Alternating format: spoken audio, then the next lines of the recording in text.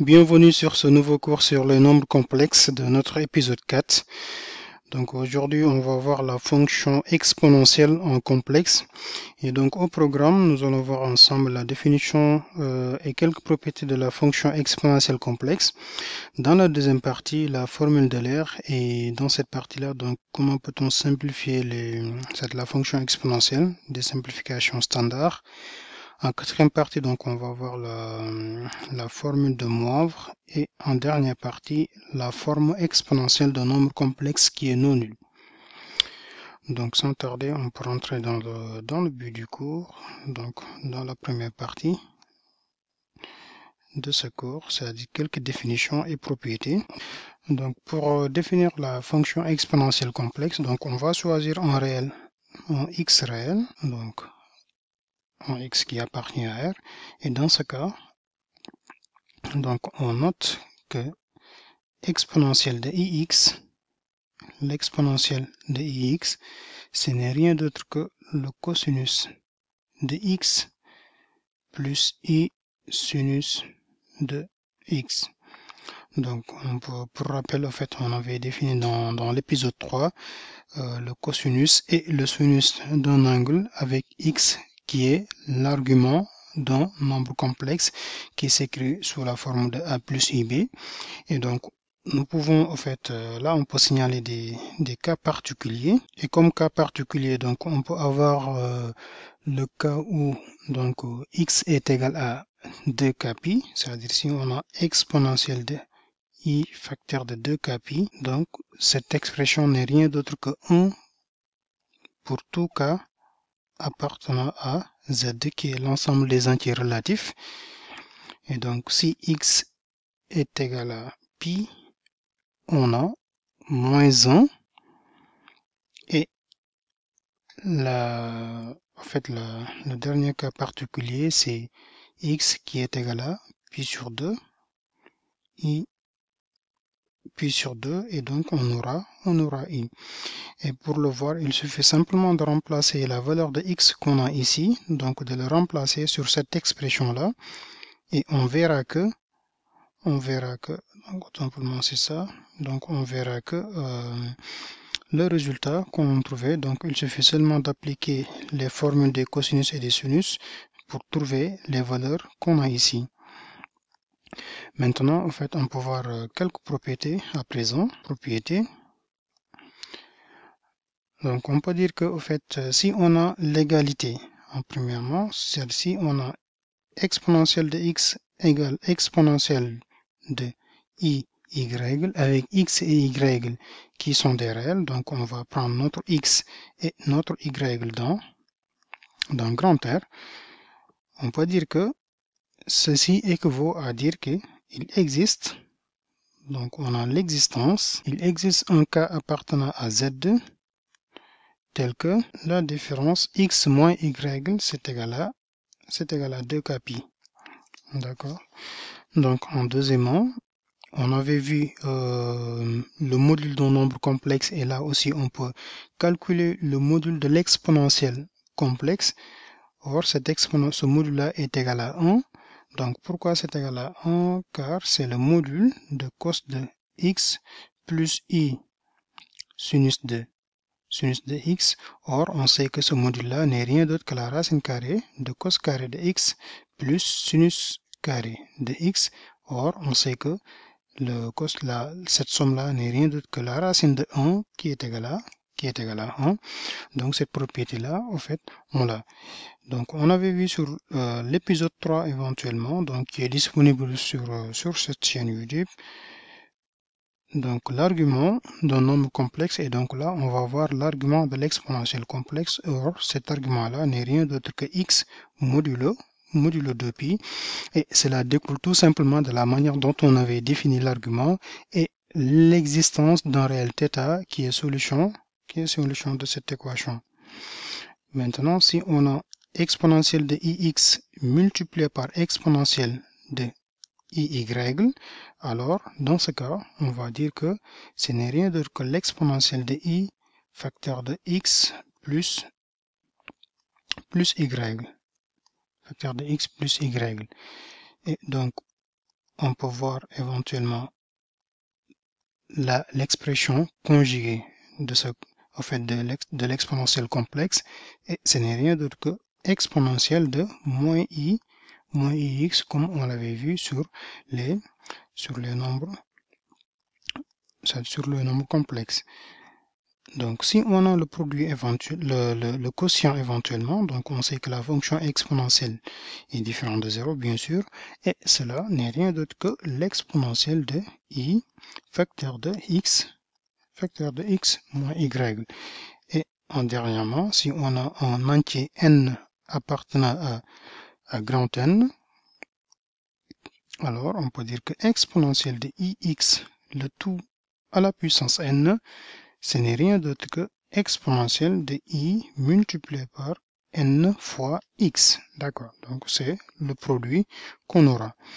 Et donc on peut passer à la deuxième partie de ce cours, c'est-à-dire la formule de Moivre.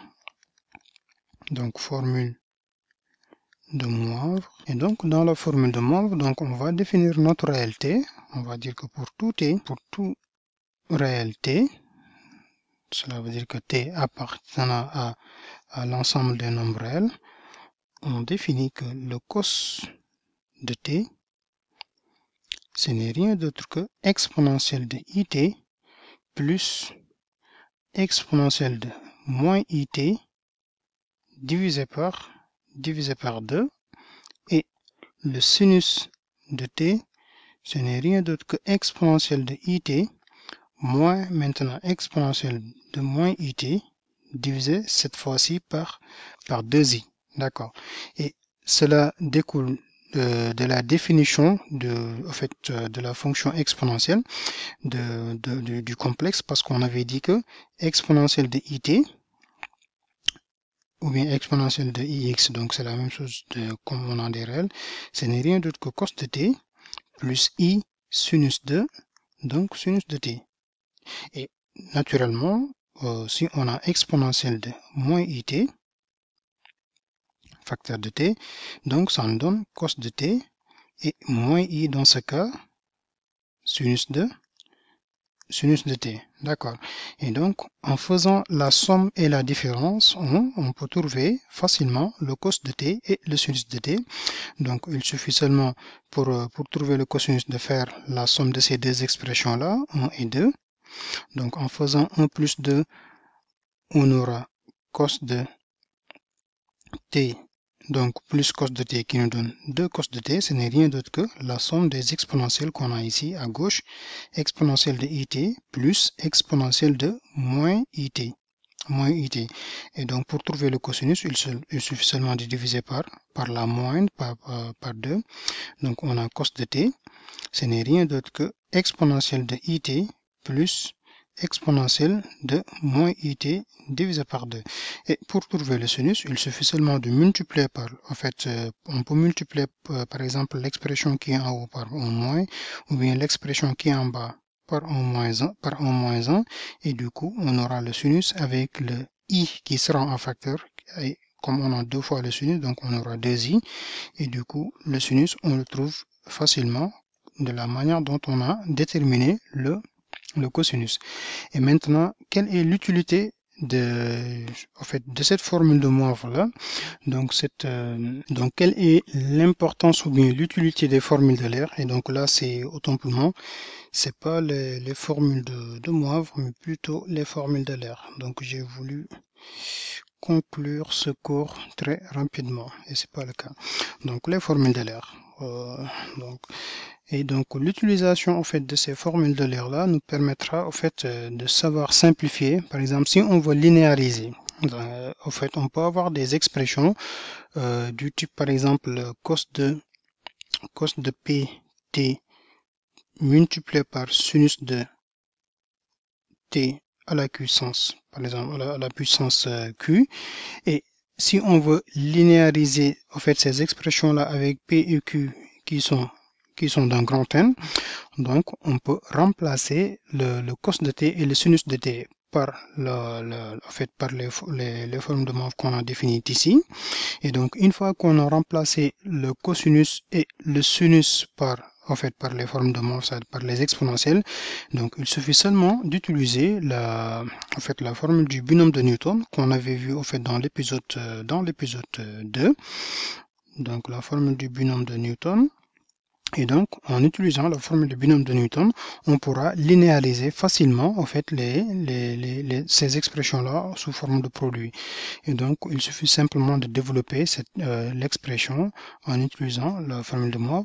Et donc, une fois qu'on a fait ça, en utilisant la formule de l'heure du moins, et une fois qu'on a fait cela, donc, il suffit seulement de remplacer les termes. Donc, on aura les termes IT multiplié par K et IT, d'accord, multiplié par moins K, donc de les remplacer par les cosinus, donc par les cosinus de KT et les sinus de KT.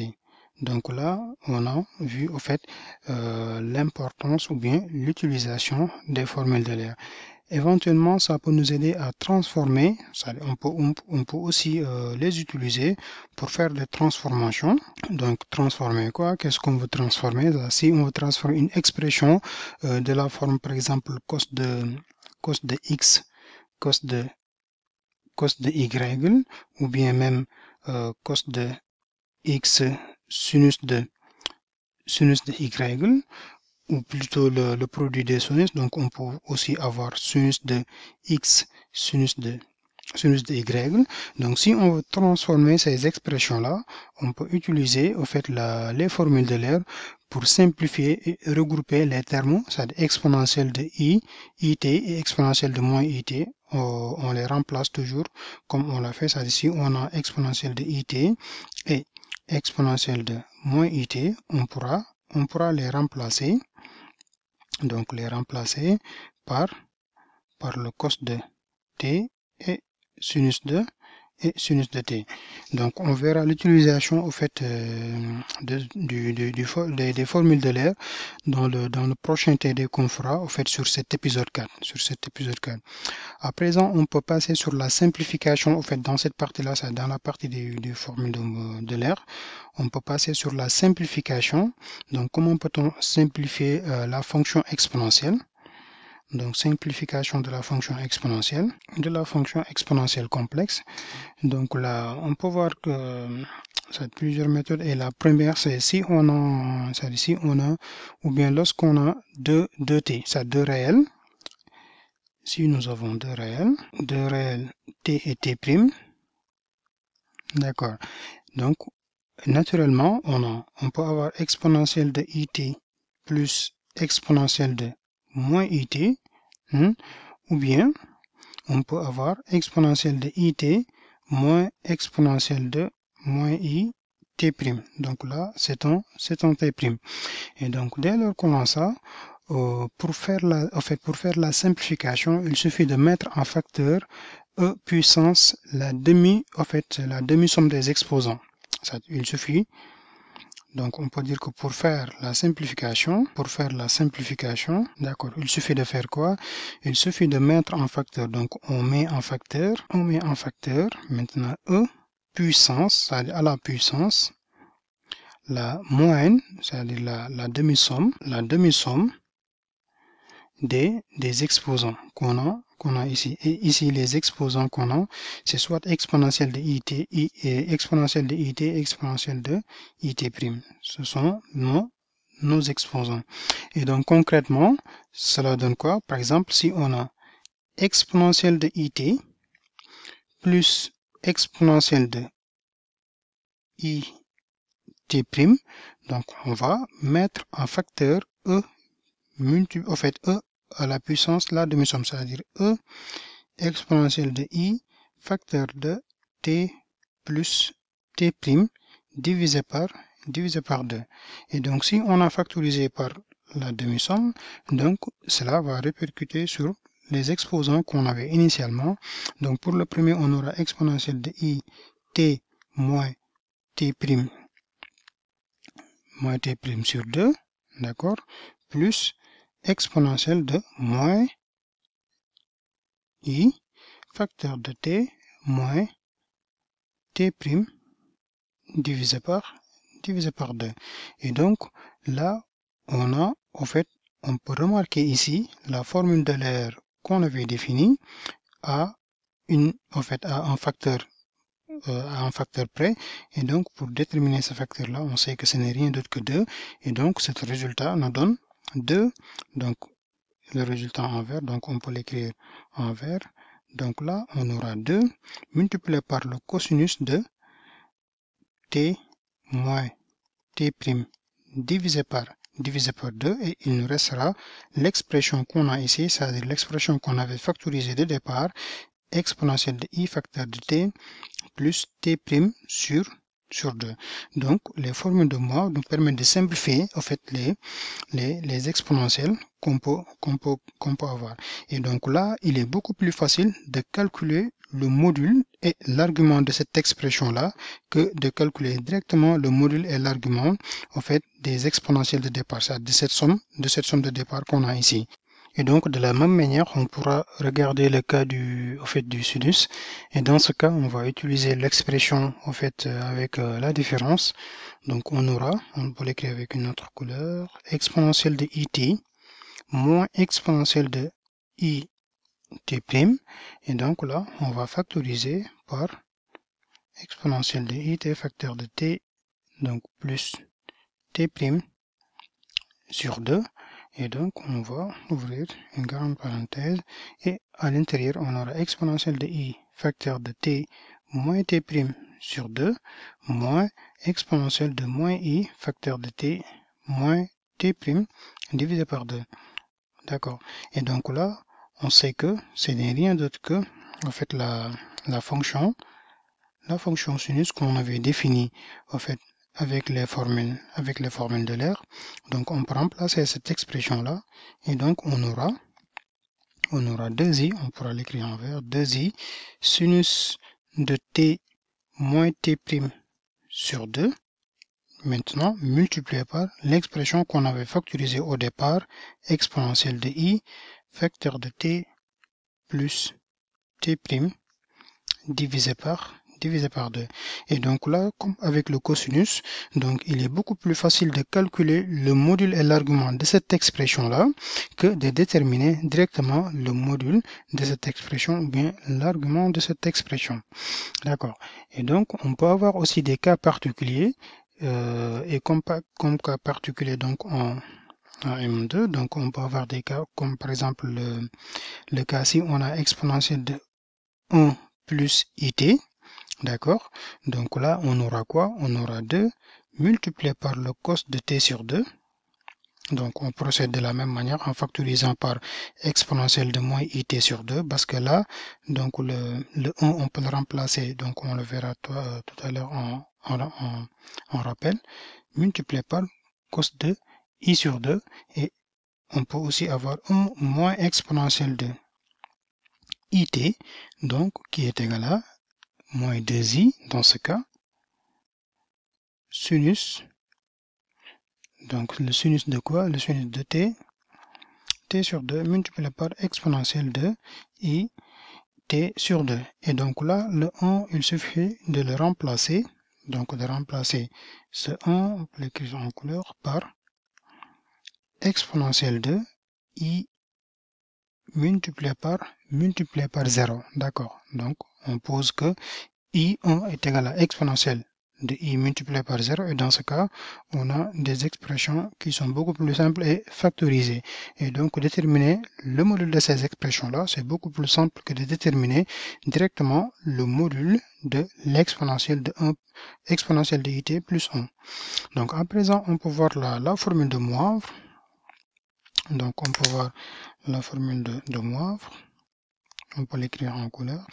Et donc, pour la formule de Moivre, donc on va se dire que soit n appartenant en grand N et t appartenant à l'ensemble R. D'accord. Donc, qu'est-ce qu'on peut dire? On peut dire que le cosinus de t plus i sinus de t, le tout à la puissance n, ce n'est rien d'autre que le cos de nt plus i sinus de n fois fois t. Et donc, c'est ça la formule la formule de Moivre. Et donc, en utilisant, donc, pour ce faire, il suffit seulement d'utiliser le binôme de Newton qu'on avait défini, sur l'épisode 2. Et donc, une fois qu'on a défini le binôme de Newton, il suffit seulement de remplacer le z qu'on avait, le z qu'on avait défini, c'était z égale a plus ib. Donc, de remplacer le cosinus par a, le cos de t par a, et le sinus de t, donc le sinus de t par b, et en fait, on pourra calculer le cos de nt et le sinus de nt. Donc, une fois qu'on a vu cette forme de Moivre, on peut regarder, c'est-à-dire la forme maintenant exponentielle d'un complexe non nul, d'accord, qui est la dernière partie de ce cours, qui est la forme exponentielle, donc forme exponentielle d'un complexe non nul. Donc, si on a un nombre complexe non nul, comment peut-on définir en fait sa forme exponentielle? Et dans ce cas, on va dire que donc pour définir la forme exponentielle d'un nombre complexe qui est non nul, donc on va dire pour tout z, c'est pour tout nombre complexe donc z qui est non nul, donc c'est important puisqu'on va faire appel à l'argument et on ne peut pas définir l'argument d'un complexe donc qui est nul. Donc pour tout complexe non nul, donc peut-être écrire, on peut dire que cette complexe là peut être écrire maintenant sous la forme, donc on va réécrire notre z donc sous cette forme là, r multiplié par exponentielle de iθ, d'accord, et donc on peut dire qu'avec r qui n'est rien d'autre que le module de ce complexe z qui est positif, bien évidemment, hein, et donc θ qui est l'argument arg de z, donc qui appartient à R, d'accord. Et donc on peut dire que arg de z modulo depuis comme les notations qu'on avait explicitées sur l'épisode 3, d'accord. Maintenant, une fois qu'on a défini la forme exponentielle, la forme exponentielle d'un nombre complexe, donc ici, en fait, on pourrait écrire ça, pour tout nombre complexe qu'on a, si on a le module et l'argument, on peut écrire sa forme exponentielle.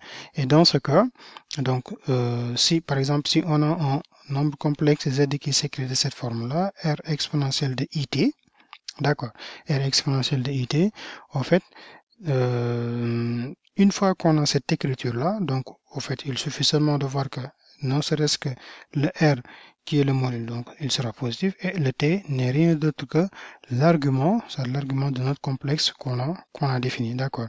Et si on a, par exemple, un z qui s'écrit sous la forme, en fait, d'une autre manière, comme par exemple si z2 s'écrit sous la forme de r facteur de exponentielle de it, maintenant plus ou moins exponentielle de it prime.